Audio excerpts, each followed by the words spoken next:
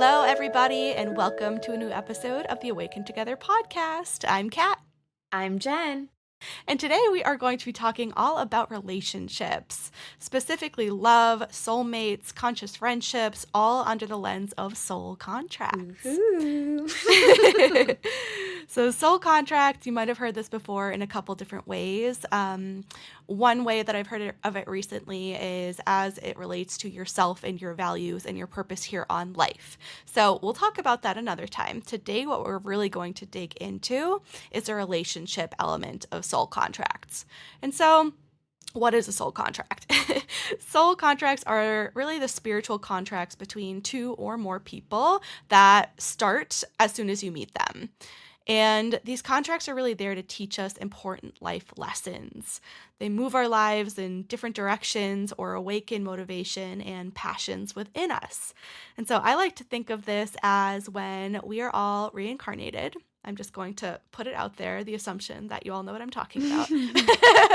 I know you do, Jen. But with reincarnation, basically, before we are put into these bodies, into this life, there's a bit of a conversation that happens, a negotiation, if you will, of the higher beings that decide which souls go into which bodies and what really the purpose is of that life. And during that process, there's a conversation of the other souls who will be put on this soul's journey to experience what they need to receive in this life. So the three types of soul contracts that we'll talk about: one is soulmate contracts, two, bump contracts, and three, twin flame contracts. So good. And yeah, for soul contracts, I feel like this is really fun. I like to tie all of this into astrology as well, but basically, it's just the belief that we are going through everything we're going through for such like a deeper reason, that everything is here to kind of like help us awaken to something within ourselves. And when we arrive here on earth, we don't remember this contract necessarily, but every single thing that we are going through and experiencing is all a part of like this bigger puzzle that we are looking to figure out. And relationships are one of the biggest catalysts for helping us unpack things within ourselves. And I believe that we are really here to awaken to a way bigger purpose. And all of these things are helping our soul learn how to navigate experiences differently, to learn how to be unattached to certain things, to learn how to develop skills through certain things.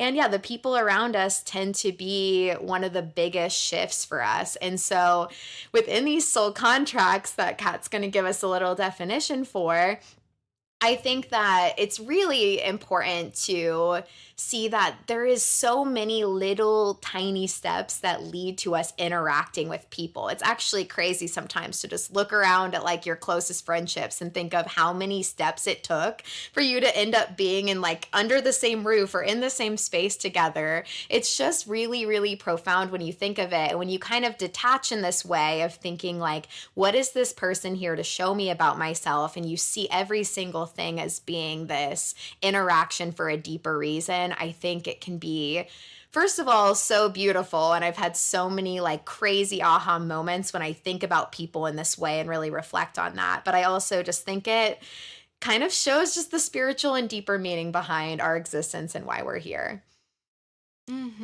Yes, so well said. And I love thinking about it that way too, of like, what are the odds that in all the years on Earth, we are here with each other right now? I love Yeah, that, and right? our What a story, gift. Kat will have to give a little Yeah. review because you're definitely one of my soulmates, 10,000%. Oh, 100% agree.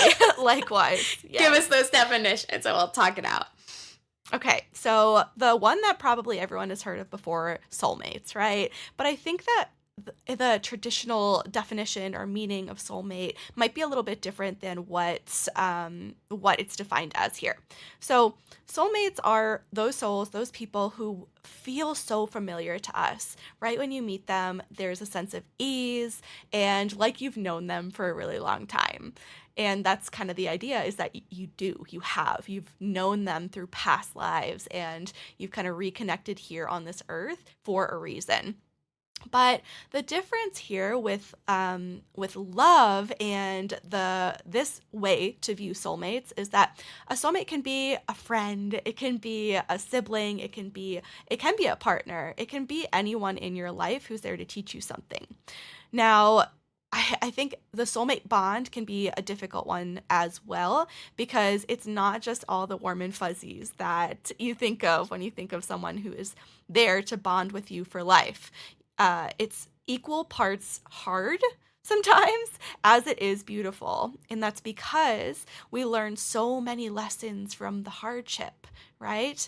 And a lot of the times, these soulmates will be in your life for just a bit, maybe just a chapter or two or three or five, but not necessarily the entirety of your life. So this was a game changer when I heard about this. And we'll kind of come back to this, but I want to talk about the two other definitions so that we can just have a common language as we're talking about them. So that's one. Number two, bump contracts. And this is a newer term for me, but when I heard about it, I was like, oh my God, yes. Like, I completely understand this. And I know you do too, Jen. So Mhm. I have a feeling y'all will. But think about when someone comes into your life and it's kind of out of nowhere. But again, there's this like really intense bond. And they almost come into your life so hard and fast that it seems to like bump you off of your path a little bit and kind of rattle you and shake you and make you go, wait a minute, what? What am I doing here? Like, who is this person that just caused me to rethink my entire life? Mhm. so, so that's kind of bump contracts. They are in your life for the shortest amount of time because they are there to be a teacher, to have that awakening moment of like, wait a minute, is this current relationship I'm in what I truly want?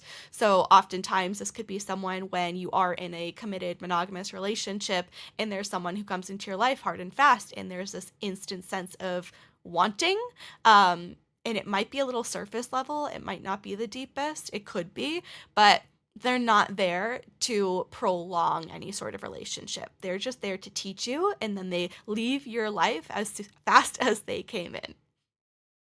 So that's two. And then the last one is twin flames. So this is where the love, the romanticism comes in. And this is actually a teaching of the Kabbalah. And it's said that when a soul is put here on earth, their soul, their spirit, is actually split into two. And those two separate souls are put into two different bodies, and then they're put here on their lives on earth. And a big part of their purpose here in life is finding each other, finding that twin flame. And when you find that twin flame, it is said that you just feel whole and complete and a sense of ease and peace, and like you don't have to be seeking or grasping anymore happens. So Mm. we have lots of feelings on that. Jen, what do you think Yeah, about so all we were that? kind of talking out each of these beforehand, and I also like to kind of picture that we have this little like soul family bubble, and this is definitely something that I've had multiple people that we've like talked and had heart to hearts on this on that as you do past life readings. So that could be the Akashic record reading or doing a past life meditation guided, that you're able to see that some of the current relationships you've had in past lives, you've had it in a different way. So maybe your sister in your last life was your mom, or maybe, these relationship roles have kind of altered throughout time, but there's still this general sense that you're kind of traveling through things together and you're unpacking different things within different lifetimes. I love that thought as well, because I do think it's really wild when you meet someone and the familiarity that you feel on the inside is like so instant, and there's really no other explanation behind the fact that like, oh, we've done this before and we were Mm. 100% like planning on meeting again in this life, and it's just no work has to really be done. It's just this instant magnet, and it just like goes super smoothly. We were talking about twin flames a little. I know this got like so popular on TikTok for a while. Like there was like a twin flame conversation going down all over. And I think for twin flames, they really believe that you only have like one in this lifetime and that it's like so intense, like right off the get go and so passionate. And, I'm not against this as a concept, but I definitely do feel like there can be so many different soul interactions that can create that kind of bond. I feel like that's happened to me like multiple times where there's been just like huge pieces.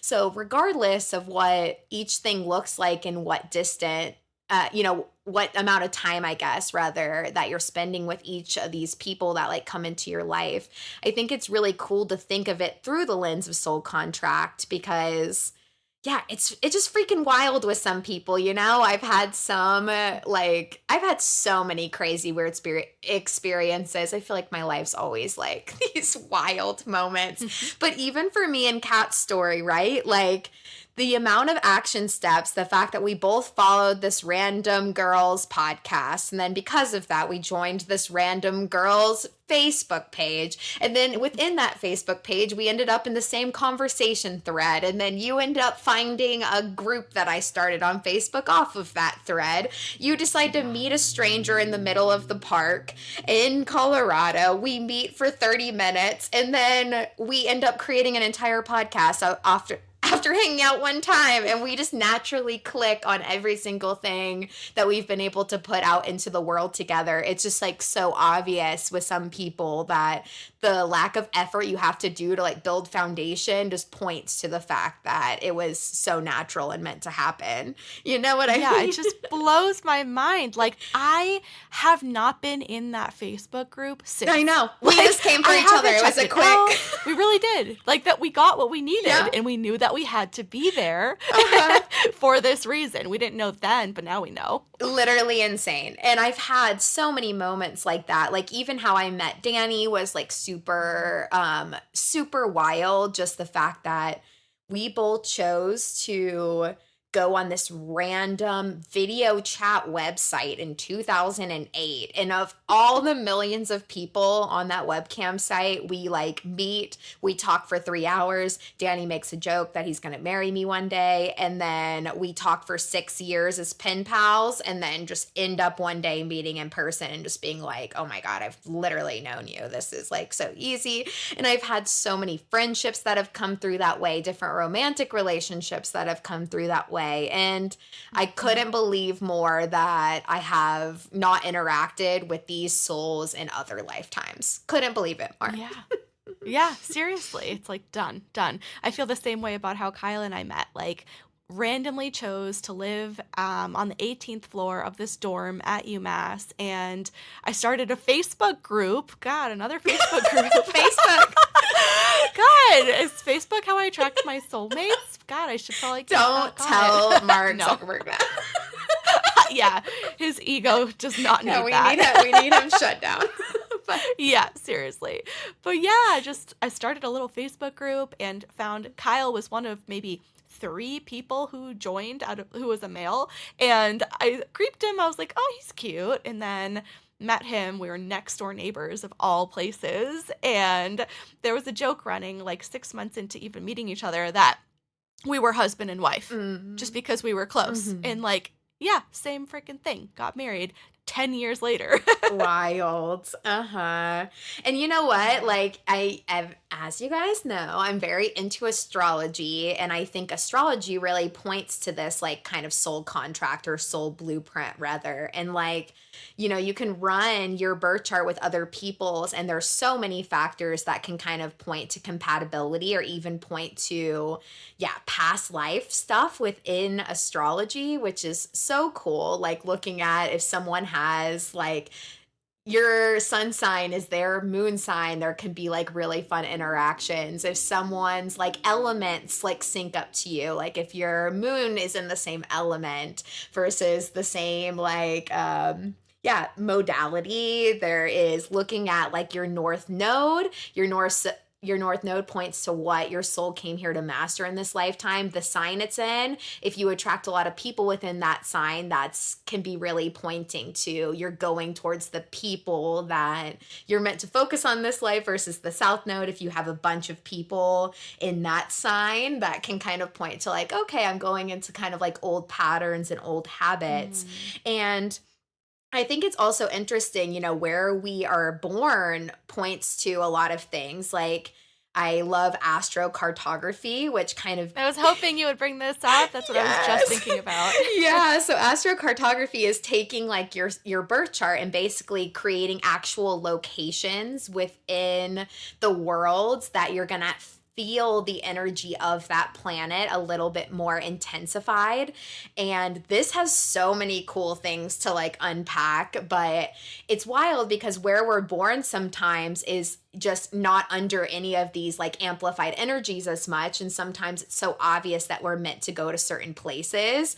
And for me, I didn't even know about astrocartography. And I don't know if I've shared this on the podcast, but like the most wild thing, my Venus sign, Venus is the planet of love, right? Goes right through the city that my husband Danny was born, New London, Connecticut, just a random direct pull of that line. And Danny's Venus line goes right through Daytona Beach. And he was living right under my Jupiter line, which is the planet of luck and fortune, right when we met. So there's just like all these weird things. I also have had a Mhm. patient who was really into astrology, which was freaking great. And she was just telling me that she felt this huge pull when she was in her 40s. She was married. She felt this really big pull to go to Ireland and she like couldn't shake it. She's like, we didn't have a lot of money, but I knew that I like needed to go. And she told me she walked into this little church in the village there and her husband didn't want to go. He like stayed back. And she said right when she walked in, she was just like flooded with this like deja vu, was shown a bunch of visions. And she said at that point, she completely knew that she needed to get a divorce. She needed to change her life path. She moved back home. Went back home, flew back home, got a divorce, changed her complete trajectory of her life from going under this energy. And then she was like, and years later, I learned astrology and I look at that town in Ireland and I had like so many lines going through that exact point. And it's crazy because my soul like knew to go there. So it's even Chills. like this cool location thing and like where we go and when. So it just points this intuitive understanding that there is a deeper meaning behind like everything. Yeah, 100%. And on that note too, it's not the craziest thing to hear about people who haven't found that sense of deep love and connection in their lives, who are really into astrology, who will literally travel to their Venus Mm-hmm. line to where that crosses, that seems appealing to them, that speaks to them, looking for love. And Mm-hmm. they'll just kind of move there on a whim and just staying open to people who come their way. So Yeah. maybe a little tip. Yeah, and I'll share one other cool like way that presented. So my sister is a freelance artist. She does like a lot of cool creative projects. She lives in Charlotte, North Carolina, but her planet of luck like is all the way in Seattle, like Oregon area going along that west coast, but that's where she gets like all her business from like a lot of times. Mm. So it's cool because it doesn't always necessarily mean we have to go there, but it can kind of point to something just to look at as like another lens of like, okay, maybe there are like deeper signs and meanings behind my interactions and why. And I've done this with so many friendships and stuff just to see like how things can like potentially piece together. So I think astrology is one lens. And another lens is, yeah, maybe playing with like past life meditations or doing Akashic record readings and seeing like how people have interacted with you. And you might not even necessarily need that extra validation because for some people, like just looking into their eyes and just that immediate like warmth and comfort, it's so obvious that there's been something there before or deeper. And then I think if people are bringing up patterns that are keeping you small, it's maybe worth noting that maybe that person came into your life to evolve you up to a certain point, and maybe it's time for some of those relationships to either shift or morph. Yeah, I think sometimes we hold on to some relationships just for the sentiments of them being in our lives for so long. But when the truth is, you've outgrown that friendship or that person, and keeping them in your life is keeping you small, as you said. And Mhm. they're keeping you in old and green patterns that are not allowing you to move forward on the path that you need. Mhm. So, empowerment to pay attention to that and not just to hold on to someone or something out of comfort, but actually taking a moment to decide, like, is this the person, is this what I need right now, Mhm. or is this limiting me in any ways? And we've done a cord cutting ceremony episode on this podcast, but I do think, I look back and I had like some friendships that came for certain periods and then we cut off from certain periods. And then they would pop back in for certain periods and then not. So I do think there's people that just can bring out different sides of you, and just staying intentional about, yeah, if this is helping for your involvement or if this is pulling you back to patterns that are actually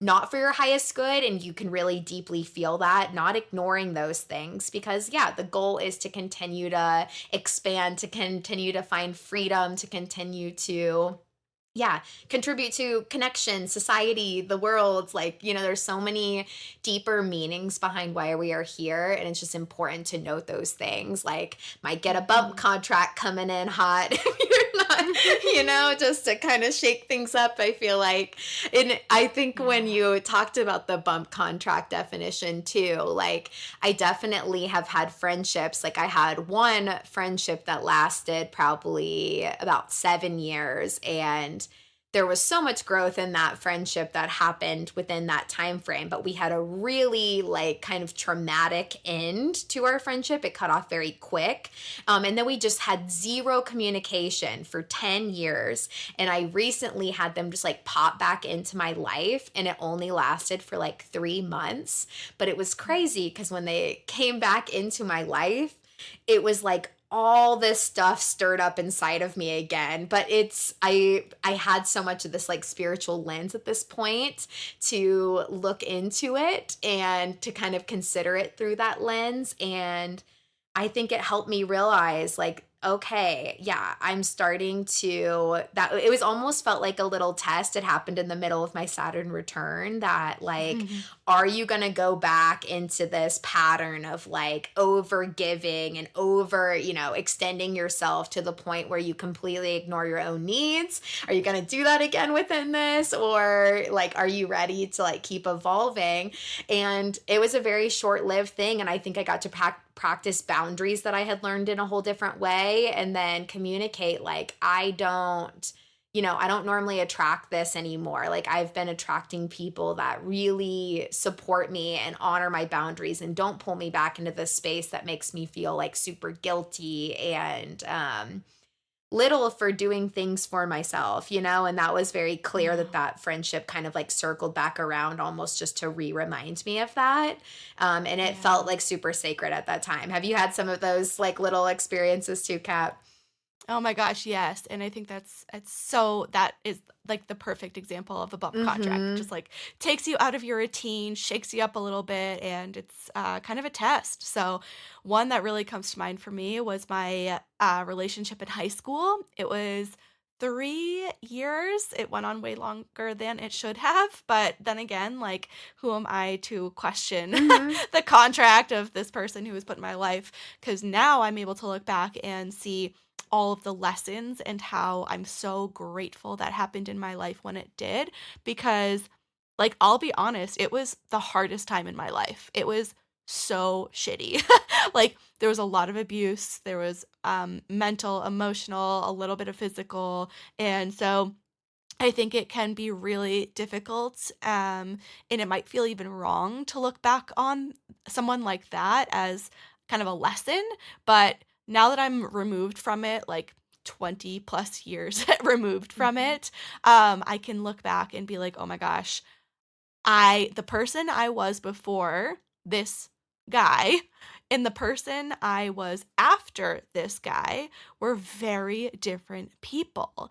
And I'm grateful for it Mhm. because it taught me so much about who I wanted to be, what was important to me, what I did not want to do to people because, like, just to give you an idea, I was friends with this girl, she was dating this guy, and, I got with the guy and totally, like, screwed this girl Mhm. over, and so not one of my proud moments, but I learned so much about myself and all of the events that happened because of my choices and decisions, and then how I felt like I was the problem and then I was the victim, and then just so many different ways to look at each situation that happened.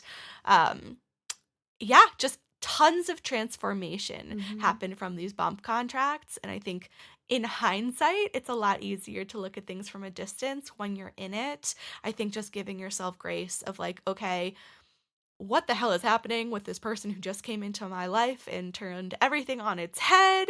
But, even being able to take a couple steps back and breathing and, Yeah. I think just yeah, just Mhm. taking it for what it is and then being able to reevaluate, a little bit down the line. Yeah, I think a good journaling prompt to all this stuff is, what did this situation or relationship like awaken me to that I didn't really have like visible and present before this? And I do think, yeah, it's a touchy conversation in a lot of ways. I think for those who believe in soul contracts, it can make a lot of sense. But I think it's, there's obviously really, really tough situations we can go through individually. And to think that that was something that we would have agreed to can feel, really intense and really crazy. But I do think that there is, some validity to even the hardest situations putting us on a completely different path than when we would be otherwise. I think to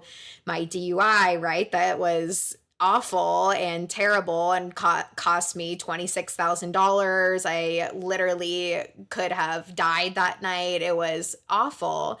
And there were so many like steps, like new friendships that came in that led to that partying phase of my life being like really like turned up, and like all these people that just dropped me after something really bad happened to me.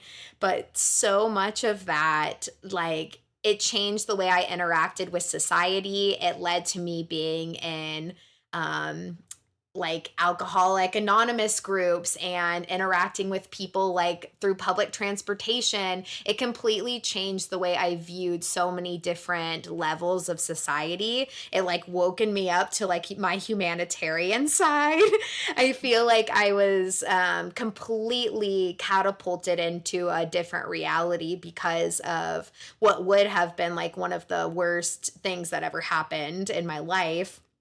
And yeah, I think it, as you said, Kat, it's really hard to like view that as it's happening. But if you Mhm. do subscribe to the belief that everything is just for this deeper soul growth, and that this one lifetime is just a little sliver of like this really greater thing that is happening for all of us, and also how we connect together, I think you can find like a different perspective within that. And even the perspective of having to view something, it doesn't have to necessarily be through the lens of like forgiveness, but even just finding a way to see it through okay, maybe this was for something deeper that I will never know. It can also help you unattach to it and heal in different ways as well.